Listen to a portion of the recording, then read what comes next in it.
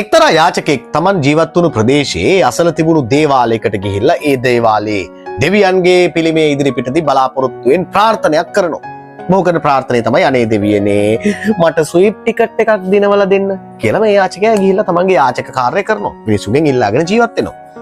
තව දවසක් දෙවියන් ළඟට ගිහිල්ලා තව දවස් දෙකක් දෙවියන් ළඟට ගිහිල්ලා මේ විදිහටම අනේ දෙවියනේ මට ස්විප් ටිකට් එකක් දිනවලා දෙන්න ලොතරැයියක් අද්දලා දෙන්න කියලා කියනවා.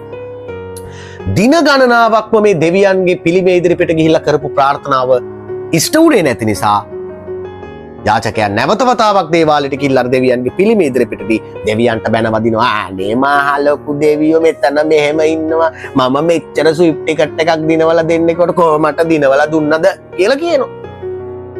දෙවියන්ට උනත් මල පනිනවා. එකපාරම අර පිළිමේට පණ ඇවිල්ලා දෙවියෝ යාචකයා ඉදිරිපිට පෙනී ඉන්නවා. යාචකයා බය වෙනවා. දෙවියන් අහනවා යුෂ්පතා ඇයි මට බනින්නේ?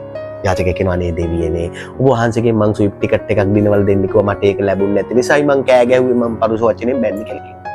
දෙවියන් කියනවා අයකෝ ඔබ මට හැමදාම ස්විප් ටිකට් එකක් දිනවල දෙන්න කිව්වට ඔබ කවද්ද ස්විප් ටිකට් එකක් ගත්තේ කියලා කියනවා.